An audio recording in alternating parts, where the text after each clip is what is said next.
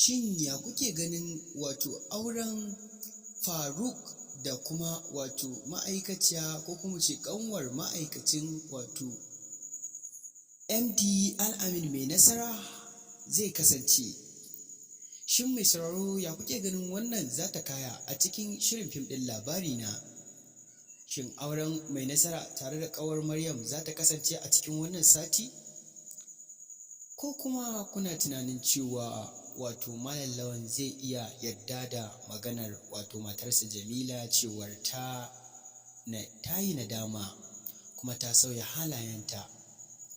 Sai dai ku bi mu sannu a hankali har zuwa ƙarshe domin jin sharhi ko kuma magana abin da ka iya faruwa ko kuma abin da muka ga talla ya nuna mana a cikin shirin fim ɗin na labari na wanda zai kasance a cikin wannan sati ko kuma wanda za ku kalla a yau ɗin nan.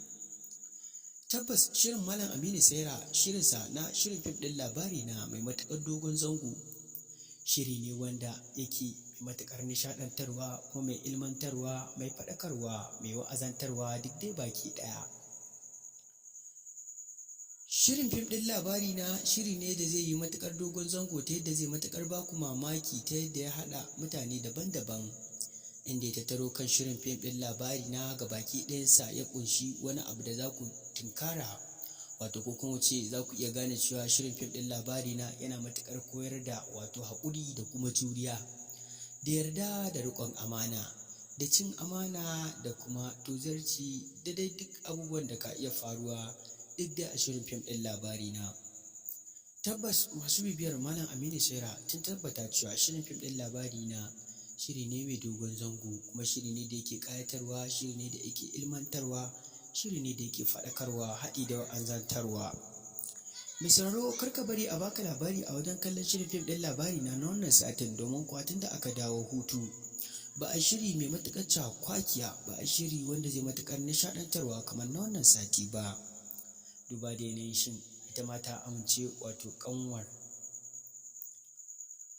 ƙanwar ita MD Al-Amin mai nasara ta amince da auren Faruk, inda Faruk shi ma ya shiga cikin tsindimemiyar cakwakiyar soyayya, amma sai dai kash bai sani ba zai auri mai matuƙar son abin duniya.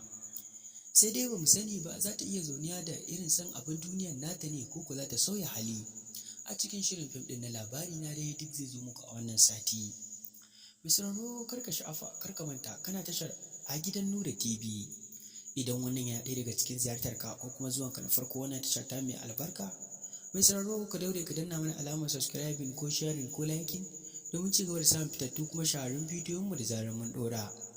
Kar ka manta hakan yana ɗaya daga cikin abin da yake ƙara mana ƙwarin gwiwa ta ci gaba da sanar da ku abubuwan da ka iya faruwa a shirye-shiryen mu na Hausa.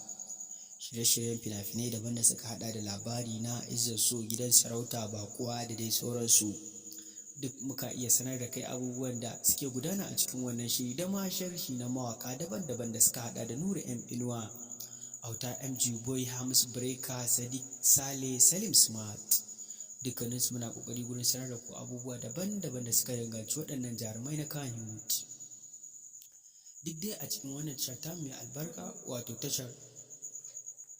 duk dai a cikin shirin fim ɗin na labari na da yake matukar ilmantarwa da nishaɗantarwa da wa'azantarwa haɗi da faɗakarwa. Mai sauraro kar ka manta ka daure ka danna mana alamar subscribe ko sharing ko liking domin ci gaba da samun fitattu kuma shahararrun bidiyon mu daban-daban da zaran mun ɗora. Mai sauraro muna miƙa maka godiya da kuma jin daɗi gurin bibiyar wannan tasha da kake yi ta A Gidan Nura. Ci gaba da bibiyan mu a kodayaushe domin ci gaba da samun bidiyoyi da suka alaƙanci labari na.